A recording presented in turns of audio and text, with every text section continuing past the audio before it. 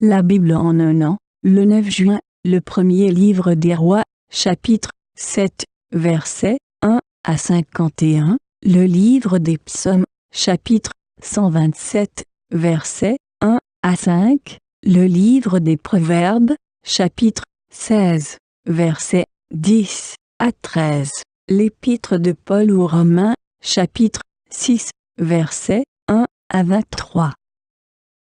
Le premier livre des rois, chapitre 7. Salomon construisit encore son palais. Cela prit 13 ans jusqu'à ce qu'il l'ait entièrement terminé. Il construisit d'abord le bâtiment appelé Maison de la forêt du Liban.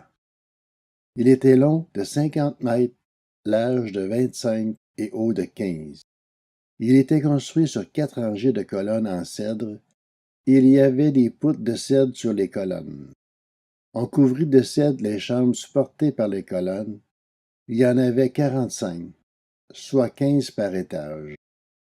Il y avait 3 étages, et à chaque étage se trouvaient des fenêtres, les unes vis-à-vis des autres. Toutes les portes et tous les poteaux étaient faits de poutres, de forme rectangulaire. À chacun des 3 étages, les ouvertures se trouvaient les unes vis-à-vis des autres. Il fit le portique des colonnes, long de 25 mètres et large de 15, ainsi qu'un autre portique par-devant, avait des colonnes et un auvent sur la façade. Il fit le portique du trône, ou portique du jugement, où il rendait la justice, et il le couvrit de cèdre, depuis le sol jusqu'au plafond. Son bâtiment d'habitation fut construit de la même manière, dans un autre cour, derrière le portique. Il fit aussi un bâtiment du même genre que ce portique pour la fille du Pharaon, qu'il avait prise pour femme. Pour toutes ces constructions, on employa de magnifiques pierres, taillées sur mesure, sciées avec la scie sur leur face intérieure et extérieure. On employa ces pierres depuis les fondations jusqu'aux corniches, et à l'extérieur jusqu'à la grande cour. Les fondations étaient en pierres magnifiques et de grandes dimensions, en pierres de 5 et de 4 mètres. Au-dessus, il y avait encore de magnifiques pierres, taillées sur mesure, et du cèdre. Tout autour de la grande cour, il y avait 3 rangées de pierres de taille et une rangée de poutres de cèdre, comme pour le parvis intérieur et le portique de la maison de l'Éternel.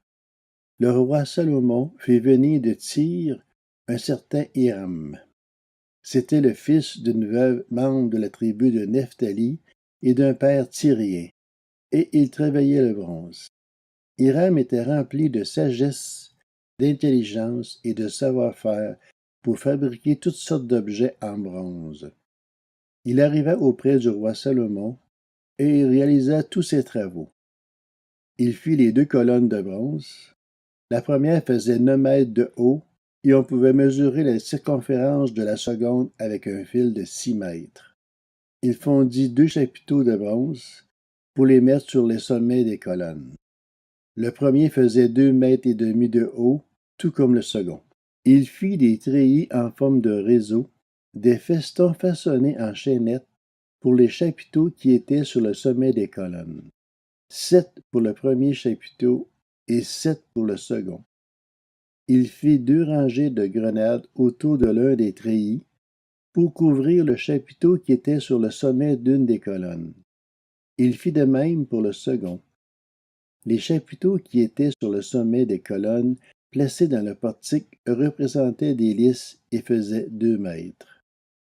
Les chapiteaux placés sur les 2 colonnes étaient entourés de 200 grenades, en haut, près du renflement, qui dépassait le treillis. Il y avait aussi 200 grenades rangées autour du second chapiteau.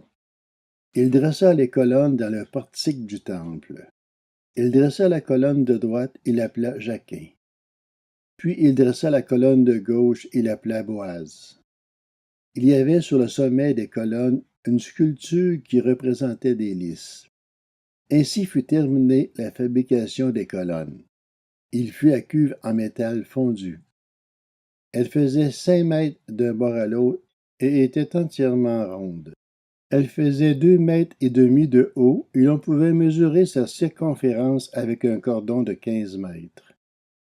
Des coléquintes en faisaient le tour, sous le rebord, 20 par mètre, sur tout le pourtour de la cuve, disposés sur 2 rangées. Les coléquintes avaient été fondues avec elles d'une seule pièce. Elle était posée sur 12 bœufs, 3 tournés vers le nord, 3 vers l'ouest, 3 vers le sud et 3 vers l'est. La cuve reposait sur eux et toute la partie postérieure de leur corps était à l'intérieur. Elle était épaisse de 8 centimètres et son bord, pareil à celui d'une coupe, avait la forme d'une fleur de lys. Elle pouvait contenir 44 000 litres. Il fit les 10 bases en bronze. Chacune faisait 2 mètres de long, 2 de large et 1,5 de haut. Voici en quoi consistaient ces bases. Elles étaient formées de panneaux attachés au coin par des montants. Sur les panneaux qui étaient entre les montants figuraient des lions, des bœufs et des chérubins. Sur les montants, au-dessus comme au-dessous des lions et des bœufs, il y avait des ornements qui pendaient en festons. Chaque base avait 4 roues en bronze, avec des essieux en bronze. Aux 4 angles se trouvaient des épaulements en métal fondu, au-dessous du bassin et plus bas que les festons. Le couronnement d'une base présentait à l'intérieur une ouverture qui se prolongeait de 50 centimètres vers le haut. Cette ouverture était ronde comme pour les objets de ce genre, et elle faisait 75 centimètres de large. Il s'y trouvait aussi des sculptures. Les panneaux étaient carrés et non arrondis. Les 4 roues se trouvaient sous les panneaux et les essieux des roues étaient fixés à la base. Chacune faisait 75 centimètres de haut. Les roues étaient faites comme celles d'un char. Leurs essieux, leurs jambes, leurs rayons et leurs moyaux, tout était en métal fondu. Il y avait aux 4 angles de chaque base 4 épaulements de la même pièce que la base. La partie supérieure de la base se terminait par un cercle de 25 centimètres de hauteur et ses appuis et ses panneaux étaient faits de la même pièce. Sur les plaques des appuis et sur les panneaux, il grava des chérubins, des lions et des palmes, en fonction de la place disponible, ainsi que des guirlandes tout autour. C'est ainsi qu'il fit les 10 bases. Le métal fondu, la mesure et la forme étaient les mêmes pour toutes. Il fit 10 bassins en bronze. Chaque bassin pouvait contenir 880 litres, faisait 2 mètres et reposait sur l'une des 10 bases. Il plaça 5 bases sur le côté droit du temple et 5 sur le côté gauche. Quant à la cuve, il la plaça du côté droit du temple, au sud-est. Hiram fabriqua encore les cendriers, les pelles et les coupes. C'est ainsi qu'Hiram termina tout le travail que le roi Salomon lui fit faire pour la maison de l'Éternel. 2 colonnes, avec les 2 chapiteaux et le bourrelet sur le sommet des colonnes. Les 2 treillis pour couvrir les 2 bourrelets des chapiteaux sur le sommet des colonnes. Les 400 grenades pour les 2 treillis, 2 rangées de grenades par treillis pour couvrir les 2 bourrelets des chapiteaux sur le sommet des colonnes. Les 10 bases avec les 10 bassins qui vont dessus, la cuve et les 12 bœufs qui vont sous la cuve, les cendriers, les pelles et les coupes, tous ces ustensiles que le roi Salomon fit faire à Hiram pour la maison de l'Éternel étaient en bronze poli. Le roi les fit fondre dans la plaine du Jourdain dans un sol argileux, entre Sukkot et Tsartan. Salomon laissa faire tous ces ustensiles sans vérifier le poids du bronze, tant il y en avait. Salomon fit encore tous les autres ustensiles pour la maison de l'Éternel. L'autel en or, la table en or sur laquelle on mettait les pains consacrés. Les chandeliers en or pur, 5 à droite et 5 à gauche, devant le sanctuaire avec les fleurs, les lampes et les mouchettes d'or, les bassins, les couteaux, les coupes, les tasses et les brûle-parfums en or pur, les gonds en or pour la porte située à l'intérieur du temple, à l'entrée du lieu très saint, et pour la porte de la salle située à l'entrée du temple. Ainsi fut terminé tout le travail que le roi Salomon fit pour la maison de l'Éternel. Puis il apporta l'argent, l'or et les ustensiles que son père David avait consacrés, et il les mit parmi les trésors de la maison de l'Éternel. Le livre des Psaumes, chapitre 127. Chant des montées de Salomon. Si une maison n'est pas construite par l'Éternel, ceux qui la construisent travaillent inutilement. Si une ville n'est pas gardée par l'Éternel, celui qui la garde veille inutilement. C'est inutilement que vous vous levez tôt, que vous vous couchez tard, et que vous mangez un pain gagné avec peine. Il en donne autant à ses bien-aimés pendant leur sommeil. L'héritage que l'Éternel donne, ce sont des fils. Les enfants sont une récompense. Les fils qu'un homme a dans sa jeunesse sont pareils à des flèches dans la main d'un guerrier. Heureux l'homme qui en a rempli son carquois. Il n'aura pas honte quand il parlera avec des ennemis à la porte de la ville. Le livre des Proverbes, chapitre 16. Les oracles sont sur les lèvres du roi. Que sa bouche ne soit pas infidèle quand il juge. Le poids et la balance juste appartiennent à l'Éternel. Tous les poids du sac sont son œuvre. Les rois ont horreur des actes de méchanceté, car c'est par la justice que le trône s'affermit. Les rois sont favorables aux lèvres justes, et ils aiment celui qui parle avec droiture. L'Épître aux Romains, chapitre 6. Que dirons-nous donc? Allons-nous persister dans le péché afin que la grâce se multiplie?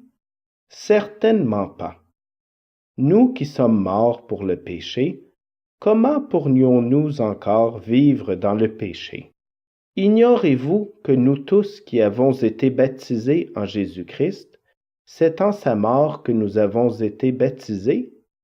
Par le baptême en sa mort, nous avons donc été ensevelis avec lui, afin que, comme Christ est ressuscité par la gloire du Père, de même nous aussi nous menions une vie nouvelle. En effet, si nous avons été unis à lui par une mort semblable à la sienne, nous le serons aussi par une résurrection semblable à la sienne.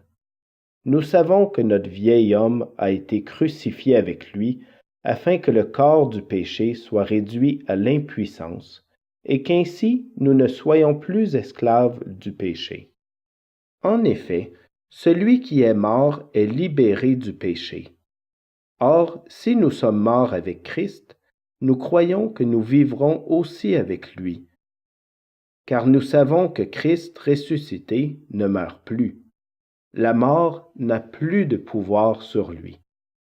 Christ est mort, et c'est pour le péché qu'il est mort une fois pour toutes. Maintenant qu'il est vivant, c'est pour Dieu qu'il vit. De la même manière, vous aussi considérez-vous comme morts pour le péché et comme vivants pour Dieu en Jésus-Christ notre Seigneur. Que le péché ne règne donc plus dans votre corps mortel pour vous soumettre à lui par ses désirs. Ne mettez plus vos membres au service du péché comme des instruments de l'injustice, mais au contraire, livrez-vous vous-même à Dieu comme des morts revenus à la vie, et mettez vos membres à son service comme des instruments de la justice. En effet, le péché n'aura plus de pouvoir sur vous, puisque vous n'êtes plus sous la loi, mais sous la grâce. Quoi donc? Allons-nous pécher parce que nous ne sommes pas sous la loi, mais sous la grâce? Certainement pas. Ne savez-vous pas que si vous vous livrez à quelqu'un comme esclave pour lui obéir, vous êtes les esclaves du Maître à qui vous obéissez, soit du péché qui conduit à la mort, soit de l'obéissance qui conduit à la justice. Mais que Dieu soit remercié. Alors que vous étiez esclaves du péché, vous avez obéi de tout cœur au modèle d'enseignement auquel vous avez été confiés. Et une fois libérés du péché, vous êtes devenus esclaves de la justice. Je parle à la manière des hommes à cause de votre faiblesse naturelle. De même que vous avez mis vos membres comme esclaves au service de l'impureté et de l'injustice pour arriver à plus d'injustice, de même maintenant, mettez vos membres comme esclaves au service de la justice pour progresser dans la sainteté. En effet, lorsque vous étiez esclaves du péché, vous étiez libres par rapport à la justice. Quels fruits portiez-vous alors? Des fruits dont vous avez honte aujourd'hui, car leur fin c'est la mort? Mais maintenant que vous avez été libérés du péché et que vous êtes devenus esclaves de Dieu, vous avez pour fruit la progression dans la sainteté et pour fin la vie éternelle. En effet, le salaire du péché, c'est la mort, mais le don gratuit de Dieu, c'est la vie éternelle en Jésus-Christ notre Seigneur.